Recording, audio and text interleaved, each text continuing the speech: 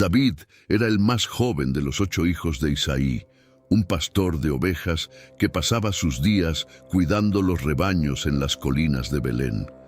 Mientras sus hermanos mayores estaban en el ejército de Israel, David permanecía en el campo, cumpliendo con sus tareas diarias, lejos de los conflictos y la atención de los demás. Su trabajo era simple: guiar al rebaño y protegerlo de los peligros. Un día, el Señor habló al profeta Samuel, instruyéndole que fuera a la casa de Isaí en Belén, porque allí encontraría al nuevo rey de Israel. Samuel obedeció, y al llegar, Isaí presentó a sus hijos mayores, uno por uno. El primero, Eliab, parecía ser el más adecuado, pues era alto y fuerte, pero Dios rechazó esa elección, diciendo a Samuel que él no miraba la apariencia externa, sino el corazón. Uno a uno, todos los otros hijos de Isaí fueron presentados a Samuel, pero ninguno de ellos fue elegido. Entonces Samuel le preguntó a Isaí si había algún otro hijo. Isaí mencionó a David, que estaba en el campo cuidando las ovejas. Samuel pidió que lo llamaran. David llegó a un joven y sin haber participado en la selección hasta ese momento. Cuando David se presentó, el Señor habló a Samuel para ungir al joven pastor, pues él sería el próximo rey de Israel. Samuel obedeció, derramando aceite sobre la cabeza de David, simbolizando el Espíritu del Señor sobre él a partir de ese día. Después de ser ungido, David volvió al campo, continuando su trabajo como pastor sin saber lo que le deparaba el futuro. Si esta historia te inspira, aprovecha ahora para suscribirte al canal y activar las notificaciones. Necesitamos tu ayuda para continuar compartiendo historias bíblicas que tocan corazones y transforman vidas. Al suscribirte, nos apoyas para crecer y alcanzar a más personas con el mensaje de fe y esperanza que las Escrituras nos ofrecen. Juntos podemos esparcir la palabra de Dios e impactar muchas vidas. El ejército de Israel estaba en guerra con los filisteos. Entre ellos, Goliat, un gigante de casi 3 metros de altura, destacaba. Vestido con una armadura pesada y portando una lanza imponente, desafiaba a las tropas de Israel todos los días, durante 40 días, esperando que alguien tuviera el coraje de enfrentarlo. Pero ningún soldado se atrevía. El miedo dominaba al ejército. Goliat se presentaba como invencible y sus palabras estaban llenas de desprecio, insultando al Dios de Israel y humillando al pueblo de Saúl. Mientras tanto, David, el más joven de los hijos de Isaí, fue enviado al campamento para llevar provisiones a sus hermanos que estaban entre los soldados de Saúl. Al llegar, David escuchó las provocaciones de Goliat y vio el miedo que dominaba a todos. Indignado por las palabras del gigante, comenzó a preguntar a los soldados por qué nadie se había levantado para defender el nombre de Dios. Cuando fue llevado ante Saúl, David se ofreció para enfrentarse a Goliat. Él, un joven pastor sin experiencia en batallas, decidió luchar por su fe. Saúl, sorprendido por el coraje del joven, intentó convencerlo de desistir, diciendo que Goliat era un guerrero desde su juventud, mientras que David no era más que un pastor. Pero David recordó las veces en que había enfrentado leones y osos para proteger el rebaño de su padre. Confiaba en que el mismo Dios que lo había librado de esos peligros lo libraría del gigante. Saúl permitió que David luchara y le ofreció su armadura, pero David la rechazó. No necesitaba una armadura ni una espada. Con su honda en la mano, David tomó 5 piedras lisas del arroyo y fue al encuentro de Goliat, confiando en el poder de Dios. Al ver a David, Goliat se rió y lo despreció, llamándolo niño, indignado de tener que enfrentarse a alguien tan inexperto. Pero David no retrocedió. En cambio, respondió con firmeza, diciendo que Goliat confiaba en su espada y lanza, pero él venía en el nombre del Señor de los ejércitos. Era una batalla entre la fuerza humana y la fe inquebrantable en Dios. David entonces lanzó una de las piedras con su honda. La piedra voló y golpeó a Goliat directamente en la frente. El gigante cayó de inmediato, muerto de un solo golpe. David corrió hacia él, tomó su espada y cortó la cabeza de Goliat. El ejército filisteo, al ver la derrota de su campeón, entró en pánico y huyó. Los israelitas, ahora animados por la victoria de David, los persiguieron. La cabeza de Goliat fue llevada por David a Jerusalén y su coraje fue reconocido en todo Israel. A partir de ese día, David ya no era solo un pastor. Se convirtió en un héroe, conocido por su fe y por la fuerza de su Dios. Tras la victoria de David sobre Goliat, rápidamente ganó reconocimiento en Israel. El pueblo lo admiraba y su nombre se hizo conocido en todas partes del reino. Jonatán, hijo de Saúl, vio en David a un amigo, alguien con quien compartía los mismos valores. Formaron una alianza y Jonatán, en un gesto de amistad y honor, le dio a David su túnica, su espada, su arco y su cinturón, símbolos de lealtad y respeto. La amistad entre ellos se profundizó, un vínculo fuerte y sincero, marcado por la confianza mutua. Sin embargo, mientras Jonatán veía a David como un amigo leal, Saúl comenzaba a percibirlo de otra manera. La victoria sobre Goliat fue solo el comienzo. Cada batalla que David libraba terminaba en éxito, y su popularidad entre el pueblo crecía. Las mujeres de Israel cantaban en las calles. Saúl mató a sus miles, pero David a sus decenas de miles. Estas palabras resonaron en el corazón de Saúl, despertando una profunda envidia y resentimiento. Saúl comenzó a ver a David como una amenaza para su trono. Sabía que el Espíritu del Señor se había apartado de él y que David era bendecido por Dios. Ese temor se transformó en desconfianza y Saúl empezó a observar a David con creciente hostilidad. Temía que David se estuviera volviendo más poderoso que él, y la idea de perder el trono ante el joven héroe de Israel lo perturbaba cada vez más.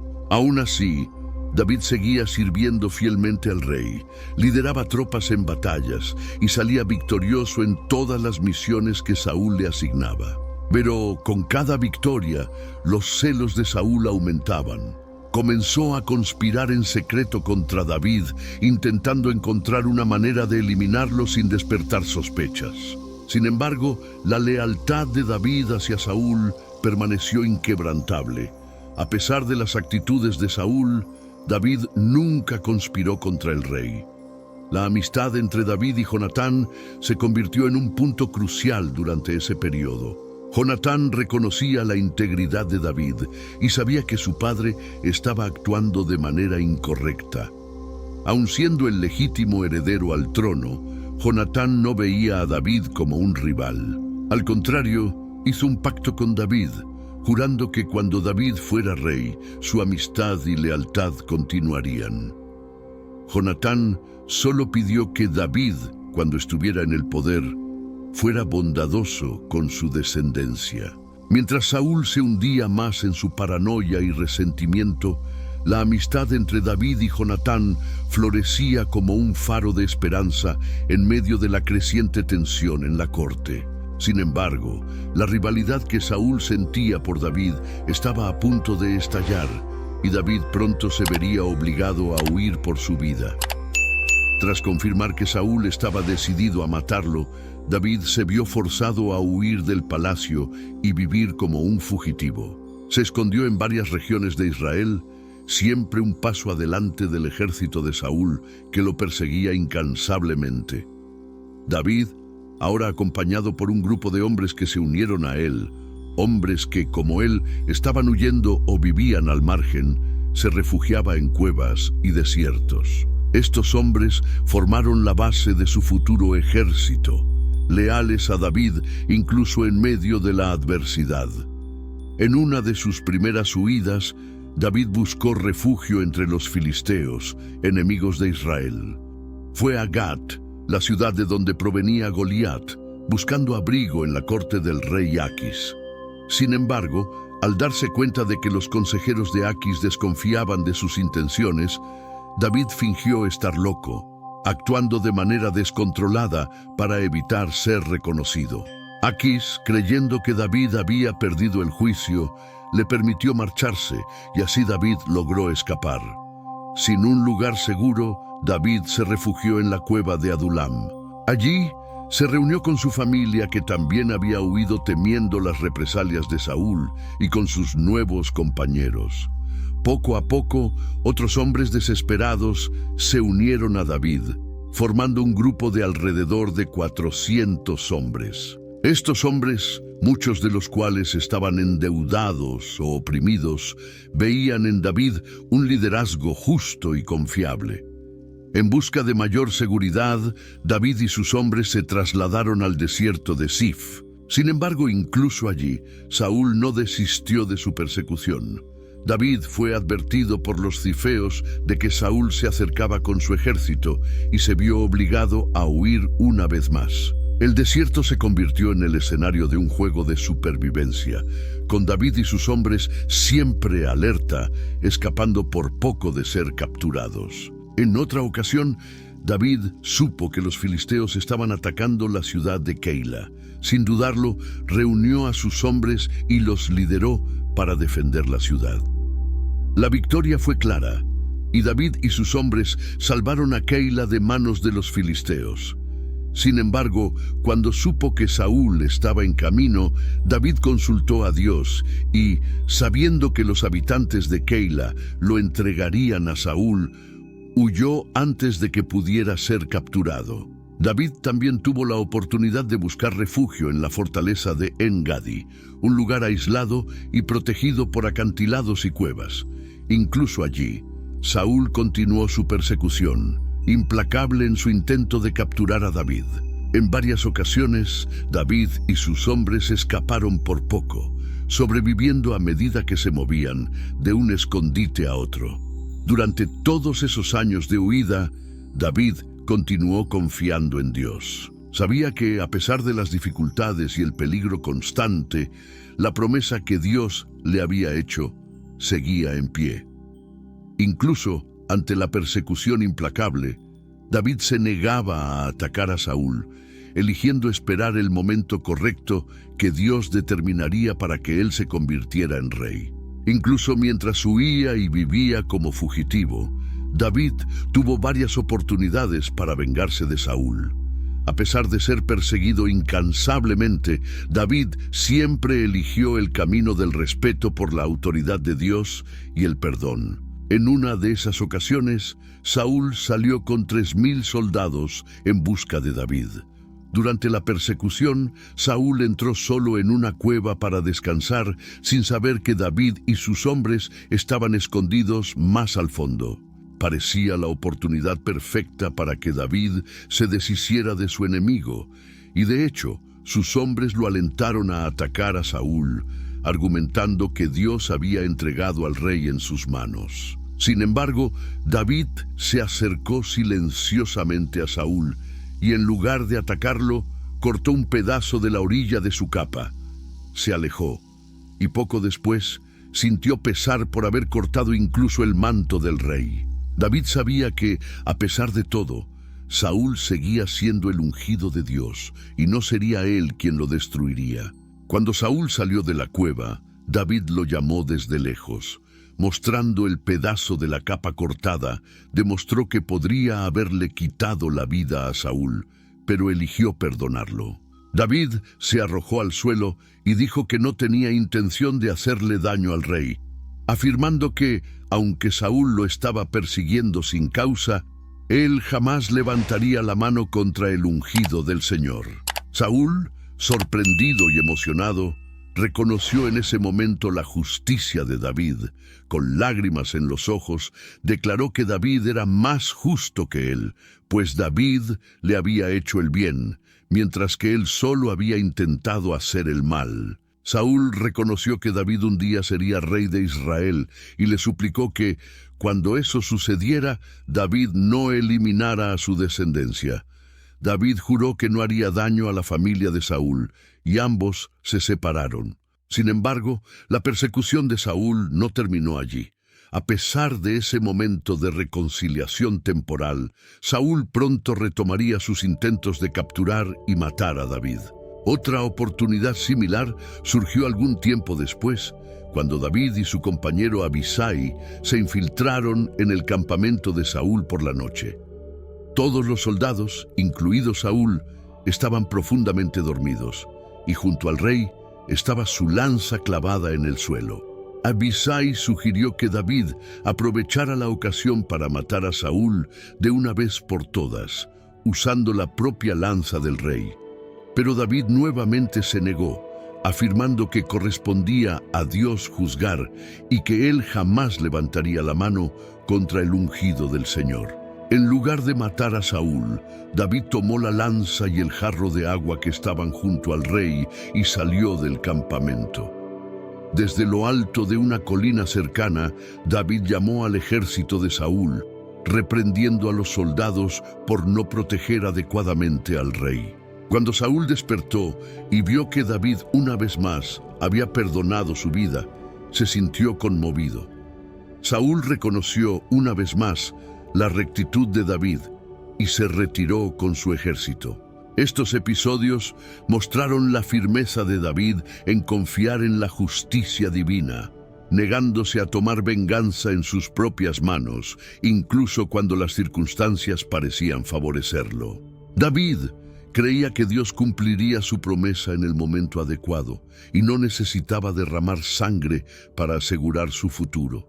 El fin de la persecución de Saúl hacia David llegó de una manera trágica e inesperada.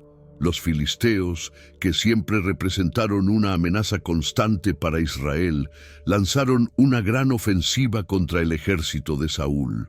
La batalla decisiva tuvo lugar en las montañas de Gilboa. Las tropas israelitas fueron derrotadas y muchos soldados murieron, entre ellos los 3 hijos de Saúl, Jonatán, Abinadab y Malquisúa. Saúl, viendo a su ejército en desesperación y a sus hijos muertos en el campo de batalla, fue gravemente herido por arqueros filisteos. Al darse cuenta de que su vida estaba llegando a su fin y temiendo ser capturado y humillado por los enemigos, Saúl pidió a su escudero que lo matara. El escudero, aterrorizado, se negó. Entonces Saúl tomó su propia espada y se lanzó sobre ella, poniendo fin a su vida. Cuando los filisteos encontraron el cuerpo de Saúl, lo decapitaron y colgaron su cuerpo en las murallas de la ciudad de Bet-Seán, junto con los cuerpos de sus hijos. Fue un acto de humillación para el rey de Israel y sus descendientes, una señal de victoria para los filisteos.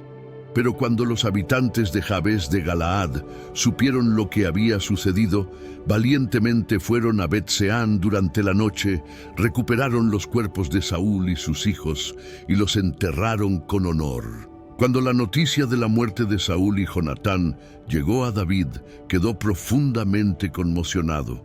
Incluso después de años de persecución, David nunca deseó la muerte de Saúl.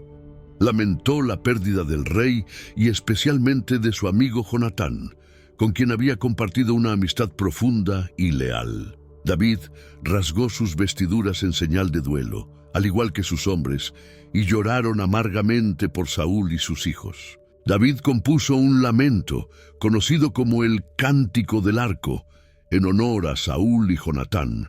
Ordenó que este cántico fuera enseñado a los hijos de Judá, para que la memoria del rey y de su hijo fiel fuera preservada. En el cántico, David exaltó el valor de Saúl y Jonatán, recordando sus hazañas y cómo habían luchado juntos, codo a codo, por los hijos de Israel. Aunque David sabía que Dios lo había elegido para ser el próximo rey, demostró gran respeto por el reinado de Saúl y por la amistad de Jonatán. Con la muerte de Saúl, el camino hacia el trono estaba abierto, pero David no se apresuró en tomar el poder. Esperó la dirección de Dios, como siempre lo había hecho, honrando la memoria del rey que, a pesar de sus fallas, era el ungido de Dios. Tras la muerte de Saúl, el liderazgo de Israel quedó en un estado de incertidumbre. Las tribus del norte y del sur estaban divididas sobre quién debería asumir el trono.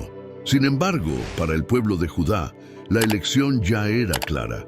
David, que ya había demostrado su capacidad como líder y guerrero, fue llamado a Hebrón, donde los ancianos de la tribu de Judá lo ungieron como rey. Este fue el primer paso en la realización de la promesa que Dios le había hecho muchos años antes. David no se apresuró en reclamar el trono de todo Israel. Gobernó solo sobre Judá durante 7 años y 6 meses. Durante ese tiempo, Is-Boset, hijo de Saúl, fue proclamado rey sobre el resto de Israel bajo la influencia de Abner, comandante del ejército de Saúl. Esto dio inicio a un período de guerra entre las dos facciones, con varias batallas libradas entre los hombres de David y los de Is-Boset. Sin embargo, David fue paciente. No se levantó contra Is-Boset directamente, sino que esperó el momento adecuado. Con el paso del tiempo, David fue ganando cada vez más el apoyo del pueblo, mientras que Is-Boset se mostraba como un líder débil e incapaz de unificar a las tribus. Abner, al darse cuenta de que el reino de Is-Boset no prosperaría, comenzó a buscar un acuerdo con David. Prometió traer a las tribus del norte para apoyar a David, reconociendo que el futuro de Israel dependía de un rey fuerte y legítimo. Sin embargo, Abner fue asesinado por Joab, comandante del ejército de David, como venganza por la muerte de su hermano Asael, quien había sido asesinado por Abner en batalla. La muerte de Abner debilitó aún más el reinado de Is-Boset, y poco después, el propio Is-Boset fue asesinado por 2 de sus propios capitanes. Cuando la noticia llegó a David, condenó a los asesinos y ordenó que fueran ejecutados, dejando en claro que no tomaría el trono por medio de la violencia o la traición. Con la muerte de Is-Boset, las tribus del norte finalmente se unieron en torno a David. Los ancianos de Israel acudieron a Hebrón e hicieron un pacto con él, reconociéndolo como el rey de todo Israel.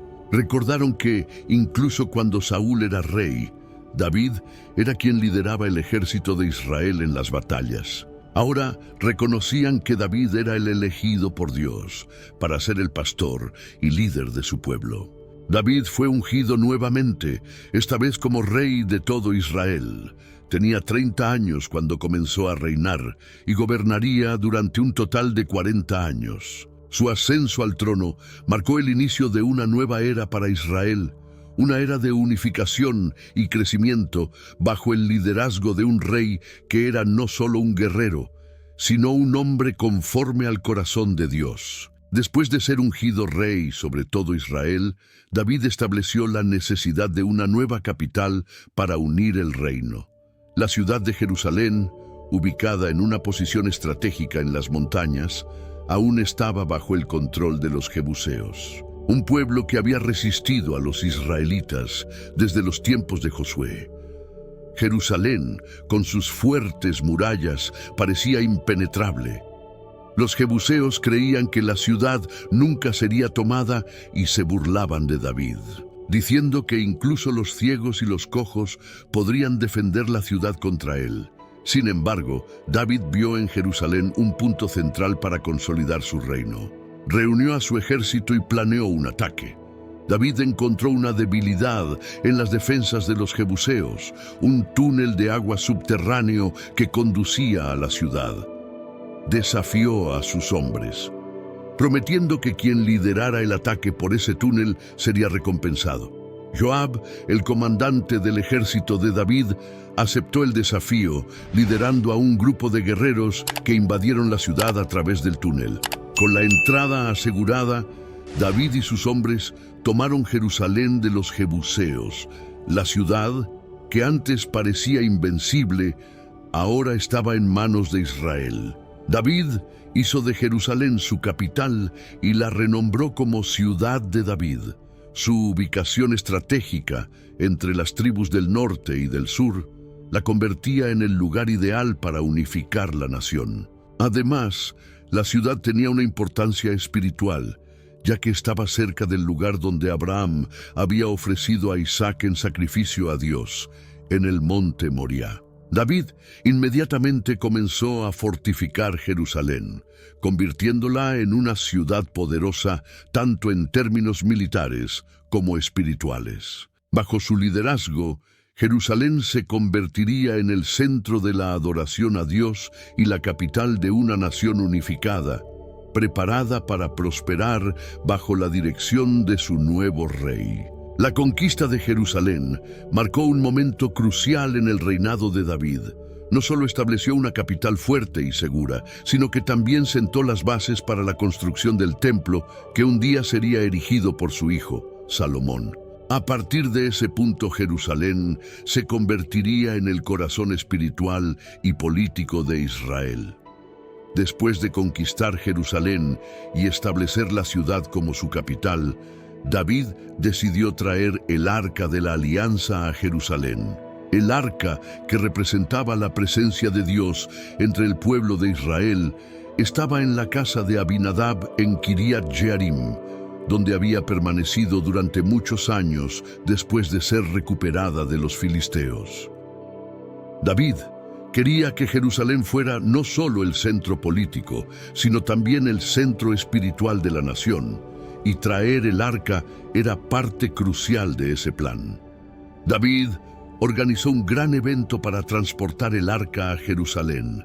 Había una procesión con miles de israelitas, y los músicos tocaban instrumentos mientras el pueblo celebraba con gran alegría. Sin embargo, durante el transporte, los bueyes que llevaban el arca tropezaron, y Usa, uno de los hombres que acompañaba el arca, extendió la mano para sujetarla.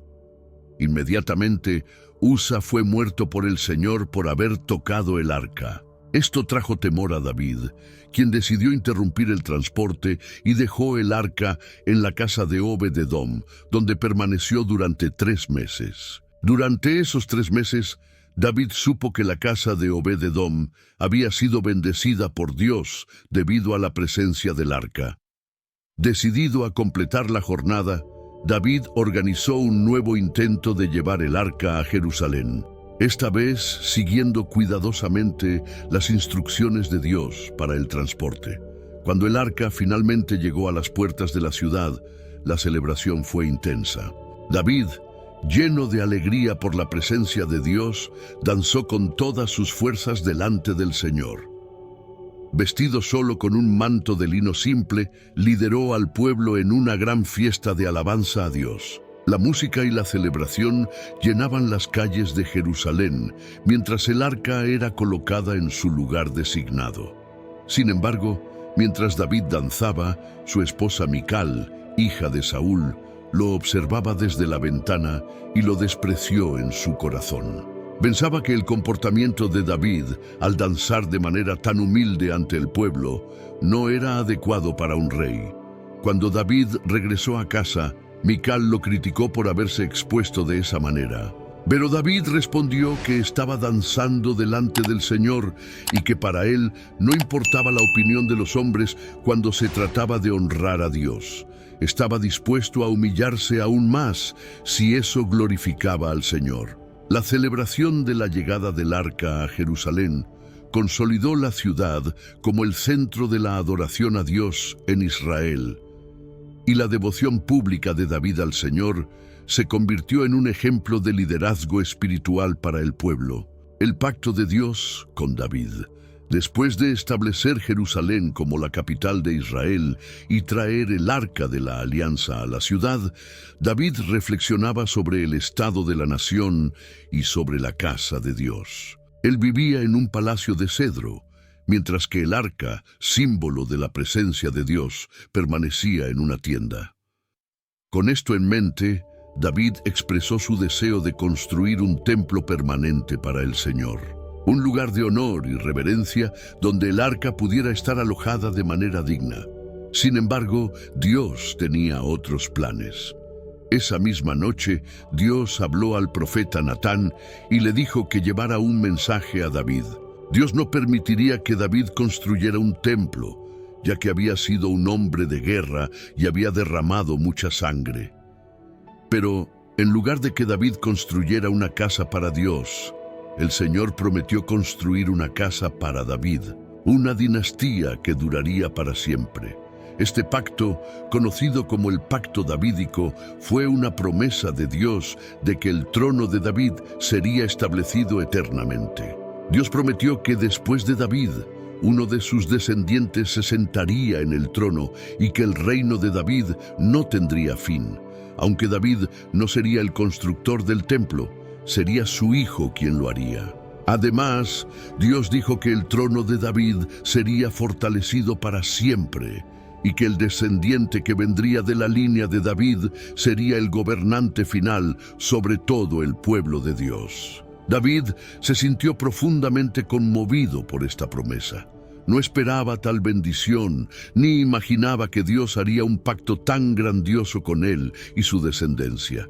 En respuesta, David entró en el tabernáculo. Se sentó delante de Dios y oró. Reconoció su humildad delante del Señor y alabó la bondad y fidelidad de Dios. David no solo agradeció por las bendiciones recibidas hasta ese momento, sino también por las promesas futuras que Dios le había hecho. Este pacto sentó las bases para la esperanza mesiánica, ya que el descendiente prometido sería aquel que gobernaría a Israel y todo el mundo en paz y justicia. Siglos después, esta promesa se cumpliría en la persona de Jesucristo, el Hijo de Dios, que vino de la línea de David.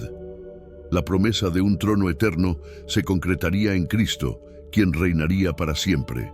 Con el pacto davídico, Dios no solo confirmó el reinado de David, sino que también aseguró que su linaje sería central en el plan de redención para el mundo. Este pacto fue uno de los momentos más importantes en la relación de Dios con Israel y marcó un punto de inflexión en la historia de la nación, apuntando hacia el futuro. El viaje de David, desde un joven pastor hasta el trono de Israel, estuvo marcado por momentos de gran fe y perseverancia. Enfrentó gigantes, huyó de enemigos y lideró a su pueblo en batallas decisivas. En todos estos momentos, David confió en Dios y se mantuvo fiel a la promesa que le había sido hecha. Desde el día en que fue ungido por Samuel, el Señor estuvo con él, guiando cada paso de su vida. David no fue perfecto, cometió errores, tomó decisiones difíciles y enfrentó las consecuencias de sus fallas, pero sobre todo, David era un hombre conforme al corazón de Dios. Su devoción y su fe inquebrantable lo convirtieron en un líder admirado, no solo por su pueblo, sino también por las generaciones futuras. El pacto de Dios con David no fue solo una promesa de un trono terrenal, sino una alianza eterna que señalaba al Salvador que vendría de su linaje. Su historia sirve como un recordatorio poderoso de que Dios no elige a los más poderosos ni a los más perfectos, sino a aquellos que están dispuestos a confiar en Él y seguir su voluntad. David pasó por pruebas y desafíos, pero en cada una de esas circunstancias se volvió a Dios, buscando dirección y fortaleza. La vida de David nos muestra que, incluso en las situaciones más difíciles, podemos confiar en que Dios está en control y que sus promesas siempre se cumplen en el momento adecuado. David fue un rey, un guerrero y, sobre todo, un hombre que entendió la importancia de seguir la voluntad de Dios, independientemente de las circunstancias. Si esta historia te tocó, suscríbete al canal y activa las notificaciones para seguir más historias bíblicas inspiradoras. Hay mucho más por explorar sobre la vida de David y otros personajes de la Biblia, que nos enseñan lecciones valiosas sobre fe, perseverancia y confianza en Dios. Ahora que hemos llegado al final de este viaje por la vida de David, aprovecha para continuar tu caminata de fe. Selecciona uno de los videos que aparecen ahora en la pantalla y sumérgete aún más en las enseñanzas bíblicas. Cada historia nos revela nuevas formas de confiar en el plan de Dios. No dejes de revisar el contenido y que tu fe sea fortalecida con cada nueva lección. Comparte este video con tus amigos y familiares para que también puedan aprender con la jornada de David. Y recuerda, independientemente de los desafíos que enfrentes, Dios está en control y sus promesas jamás fallan.